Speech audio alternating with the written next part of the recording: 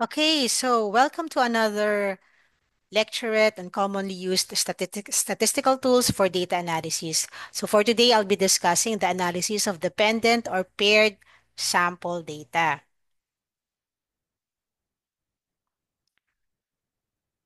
Okay?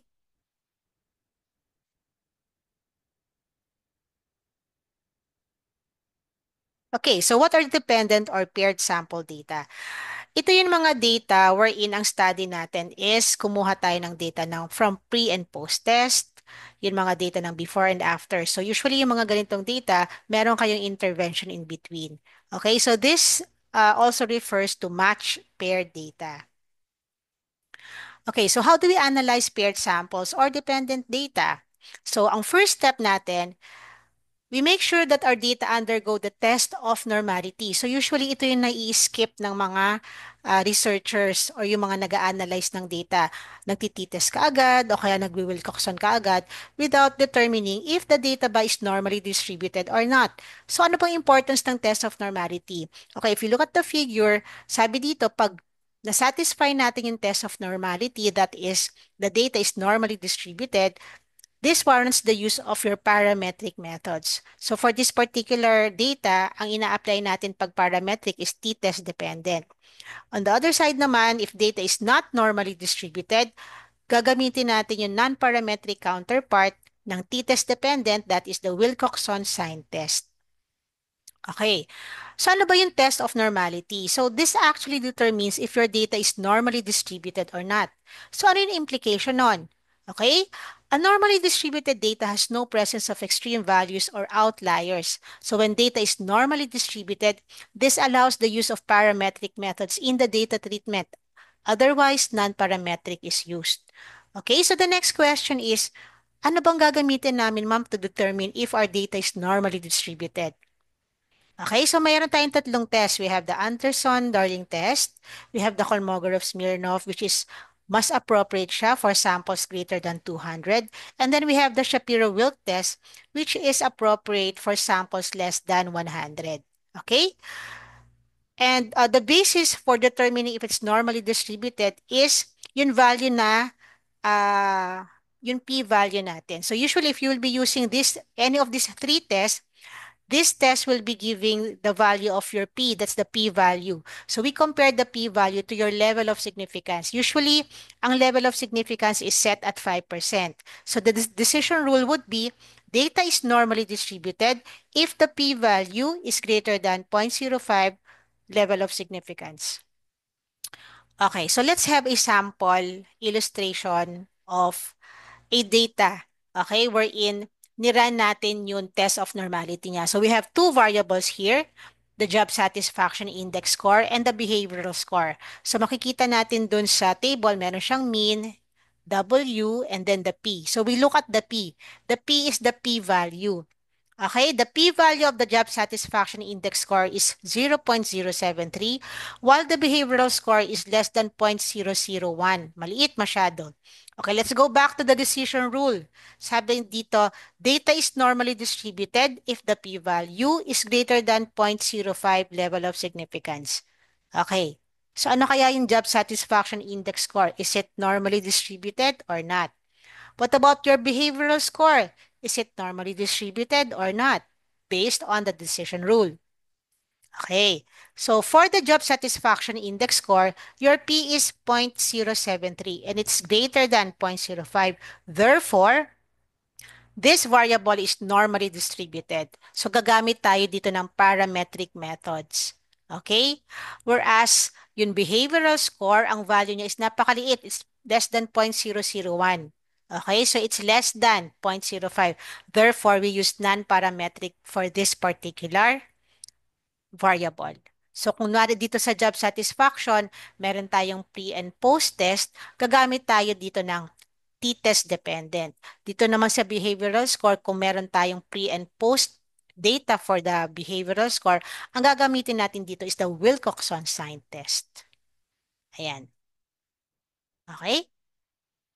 So how do we arrange our data if we're going to run our data sa um, dependent sample, test of differences of dependent data? Okay. So usually, paano tayo, what's our basis for concluding that there's a significant difference? Okay, so may significant difference if the p-value is less than the level of significance. Otherwise, there's no significant difference. So take note of the difference pag nag-conclude na tayo, nag-test of normality tayo. Sa test of normality, normally distributed ang data pag yung p-value natin greater than the level of significance, usually set at 5% or 0.05. Pero dito, ang magiging decision rule natin would be may significant difference if the p-value is less than the level of significance. Okay, let's have an example. Ano ba yung magiging arrangement ng data natin? So if you will be comparing the pre and post test, the data should be arranged in this format. Okay, so in this particular format, meron tayong dalawang variables. We have the variable attitude, nasa highlighted in blue, and meron tayong variable na practices, highlighted in green. So, meron tayong pre and post ng attitude, meron din tayong pre and post ng practices. So, notice na pag in-arrange natin yung data natin, dapat nakaganito. Isang column sa pre-test, isang column sa post, isang same with the practices. Okay?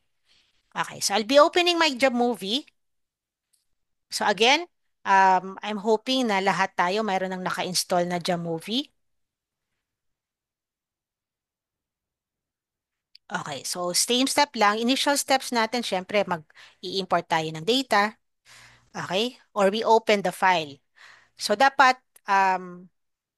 naka-open na yung file natin. Okay, bago pa tayo mag-open ng Jamovie, dapat naka-open na yung file natin sa Excel. Okay, so ito yung Excel natin. Okay, so, ayan. Tapos, punta tayo dun sa Jamovie. So, we open the file. Again, how do we open this?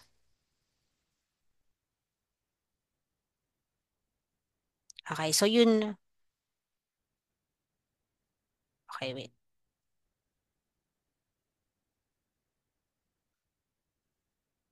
Ayan. Okay, so yung upper left na tatlong lines, okay, we click that and then click open and then hanapin nyo lang yung file kung saan nyo sinave yung data ninyo. Okay, open natin. Ayan. So, ang first step natin, we will be applying the dependent, okay? So, click natin yung t-test, tapos paired samples. Okay, so, you might wonder, bakit ma'am t-test parametric na ba siya? Okay, yun lang muna i-ano natin.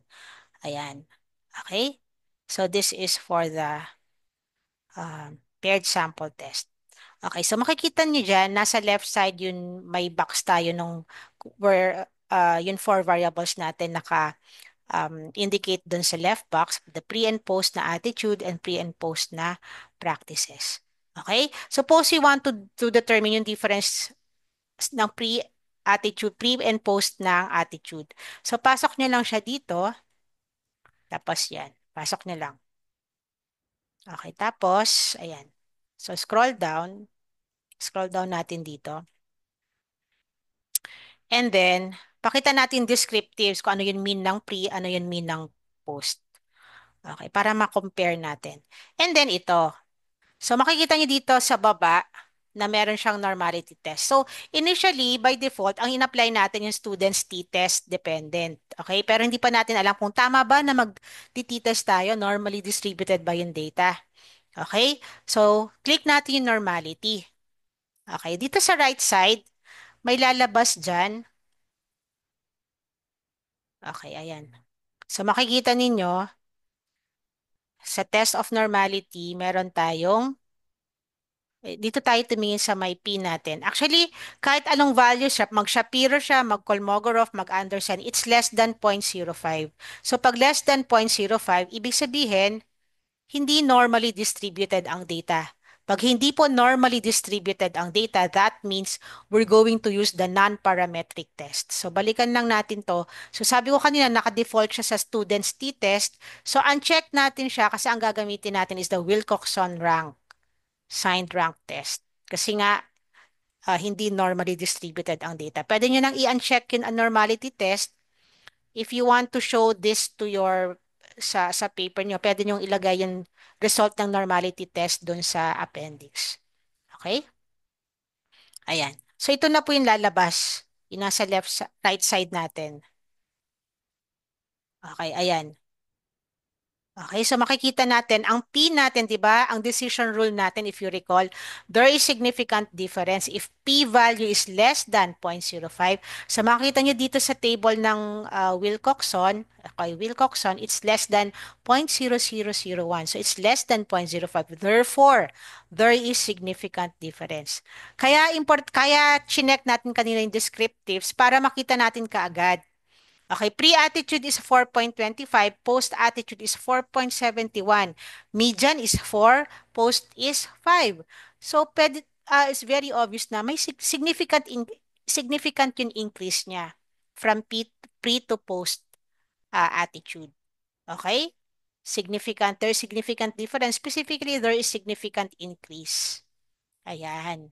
Okay? So just in case lang just in case na satisfy natin yung normality test. Kunwari na normally distributed yung data. All you have to do is just check the student's t-test.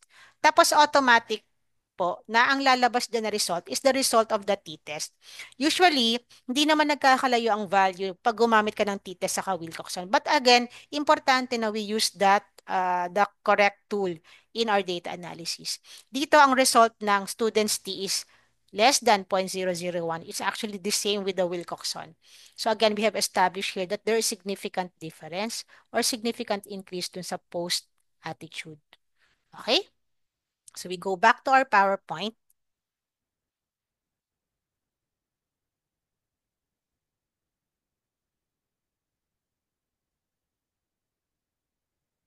Ayan.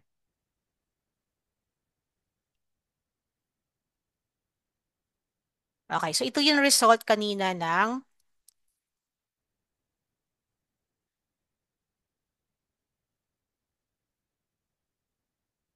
Okay, so ito yung result kanina ng Wilcoxon wherein your P is less than 0.001. So again, your P value is less than alpha 0.05. Therefore, there is significant increase between the significant difference between the pre-test attitude and post-test attitude.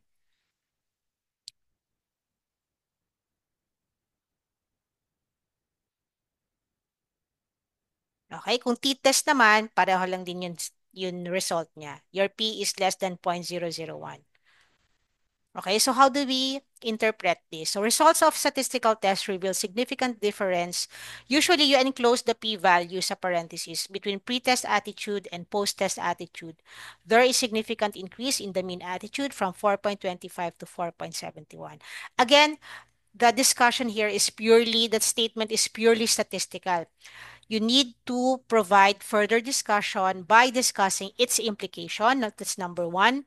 Number two, theoretical groundings, if any. Na-prove niya ba? Na-validate ba yung theory na ginamit ninyo, na na-mention ninyo sa theoretical framework? And thirdly, ano yung similarities or differences ng findings nyo with your related studies? Okay?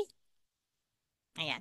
So, if you will be presenting this in your chapter 4, usually ito na yon. Naka-APA format naman ito. Ito yung APA format ng mga stat output. Okay, naka-APA format yan. This one. And then this will be your statistical interpretation. Okay? So, that's it. Thank you very much for listening. Again, ito yung mga susunod kong sessions.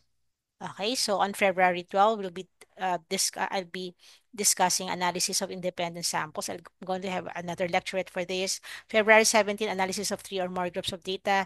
19, tests of correlation. 24, simple linear regression. And 26, tests of association. Okay, again, thank you very much po.